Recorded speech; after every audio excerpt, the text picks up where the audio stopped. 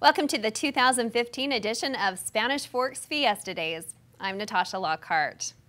Every city parade or community event typically recognizes some dignitary, a celebrity, or residents that have had a long standing in the community, people that have made an impact. But one quality that is not so common is someone that plays in their own old-fashioned jug band. We're lucky to have such people with us today. Let me introduce you to our honorary Grand Marshals for Fiesta Days 2015, Clyde and Norma Nilsson. Welcome. Thank you for joining us today. Thank you. And our executive chairs, John and Lena Mendenhall. Thank you for being here. We're glad to be here. Awesome. Well, I bet you can't believe it, but here we go into another year, and it's already time for Fiesta Days. A few weeks worth of all kinds of events and things going on, and the reason you're here today to kind of brief us on that, and then also introduce us to the Grand Marshals. How did they get chosen this year? Clyde and Norma were an easy pick for us because they've always been two of our favorite people, haven't they, for a long time. When we were first married, we moved to Spanish Fork from Salem and lived in the same neighborhood as Clyde and Norma. And Clyde and I were in the same young men's group, and we got involved in scouts and taking the kids on trips. And from there, we started to play ball together, and then we've got kids the same age, so we coached each other's kids, and in baseball, we competed against each other and with each other in the ward. Played City League basketball with each other and against each other. So we go back a long ways, and Clyde just became one of those guys that was easy to talk to and was friendly to everyone. As a matter of fact, as I've talked to people about, people that I've admired, Clyde's name comes up because he has a way of being able to make someone feel like they are his friend from the very beginning. He makes you feel at ease and like he really cares about you. And I think Clyde really does care about everybody that he comes around. Yes. And Norma is a lot like that. So does Norma, yeah. I have to add one thing. John was our plumber. Oh, really? Okay. And I call everybody who can come and fix something my marriage counselor. He's our marriage counselor. Yeah, I don't have that shingle on my wall, but I have been known to fix a few things. Well, as you read a little bit more about each one of your families in the bios and in the programs and whatnot, it does seem like you have quite a history at the ball field. So tell us a little bit about that and how you spent your time with the kids growing up and whatnot, if you have any favorite memories. I grew up on the ball field. So when we have boys playing ball, I want to be down there with them.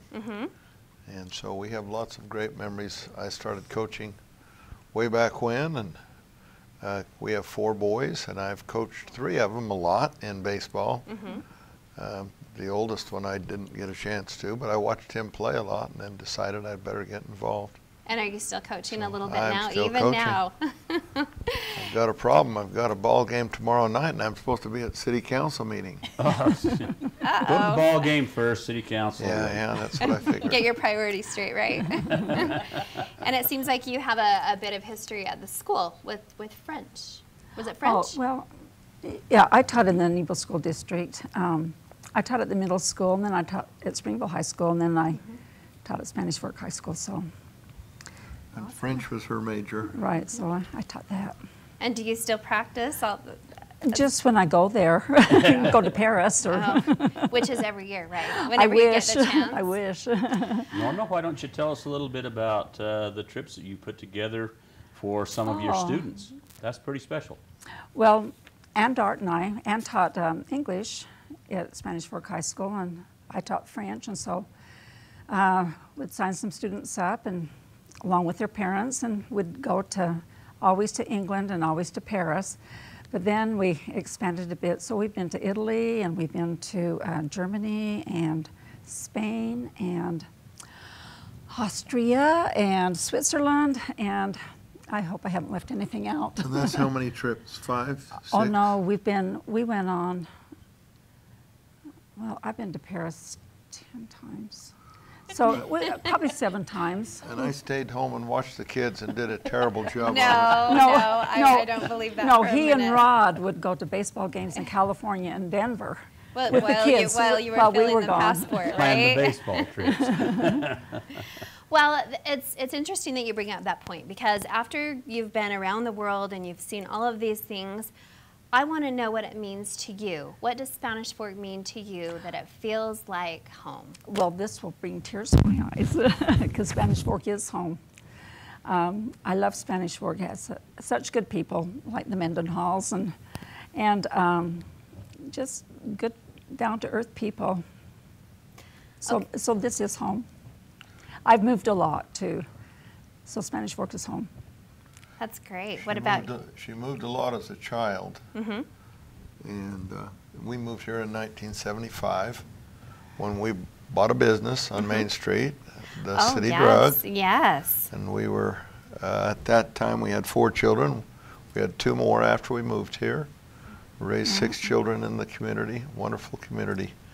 It is home for her. It's a little confusing to some people, but her mother was a Nielsen from Spanish Fork. Most people know the family J. Ross Nielsen, and that's her mother's brother, younger brother. Interesting. And so it is a little confusing. So her mother's name was Norma Nielsen Broadbent, and her name is Norma Broadbent Nielsen. Wow, that's an interesting fact. And some of the old timers I met in Spanish Fork figured that I married my mother-in-law and changed my name to Nielsen. Sometimes strange things happen in South Utah County. I'm glad you said it. I wasn't going to touch that one.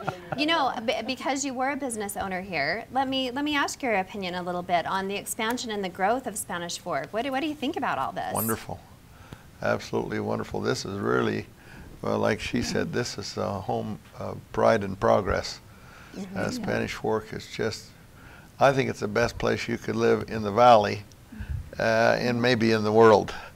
Really a great place to live and raise a family. I actually grew up in Provo, and Provo's gotten too big for me,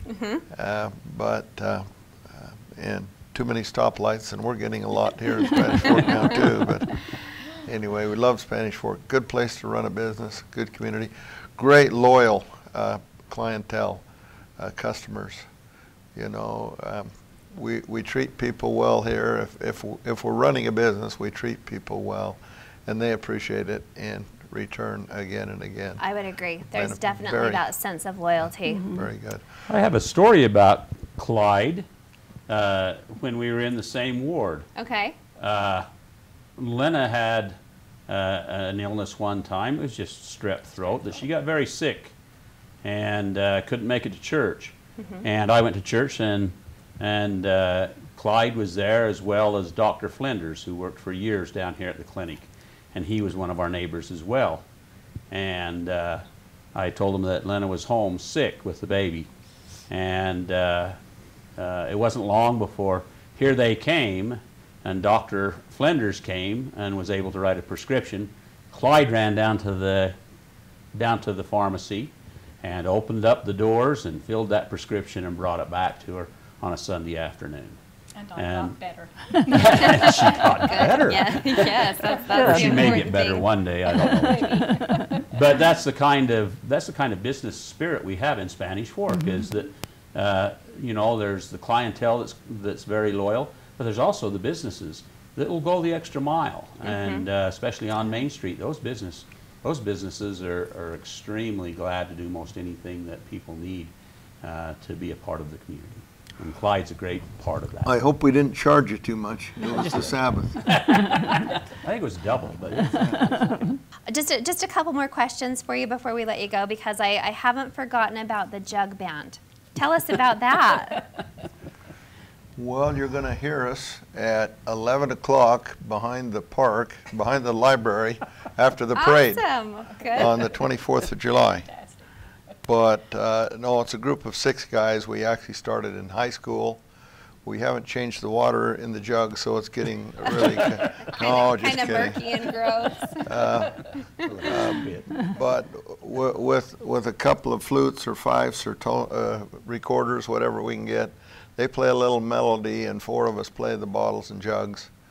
And we didn't do that after high school and Janie Thompson BYU Program Bureau. We all got married and went on our missions, but we got back together about 5 years ago when we started retiring, and guys were moving back to Utah. Wow. So we've been playing for Spanish Fork seniors and Payson seniors, and it's for church socials and so forth.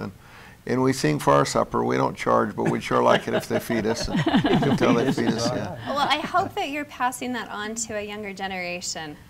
Is anybody learning or following in your footsteps? I've tried a little bit. Good. Occasionally, one of our sons was in a jug band when we lived up by these folks, and actually got some Boy Scouts to do one last summer.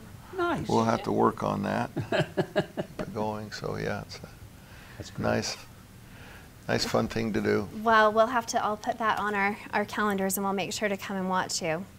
Let me just ask you folks before we wrap this up, is there anything else that you'd like to add about these fine folks and the surrounding events? Just like I said, it was an easy choice for us. It really was. And I'd called Norma just to see if we could come and meet with them. I had a question to ask them, and they were a little bit hesitant because they knew that. And it took a couple of times to get there, and Norma was, you were a little bit nervous, weren't you? Well, yes. But she was taking care of her dear mother, who was living with them, and had a lot on her plate. But when we finally, John and I and Steve Money and Richard Davis all met up with them finally, they were so surprised and so, why? Why would you pick us? Well, why wouldn't we? You're our right. first choice. So. We were surprised, but we are so honored. Very honored, I'll say. That we're glad that we can represent Spanish Fork. We hope we represent them well. Yes. Well, congratulations, and thank you so much for stopping by here today, and we'll just look forward to all of the events and seeing your beautiful faces all over the place. Well, thank you. Look forward to it, yeah.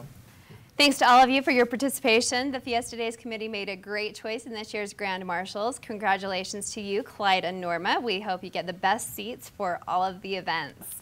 Thanks to John and Lena Mendenhall for your help, and thanks to the entire Fiesta Days Committee for what will be the best event ever.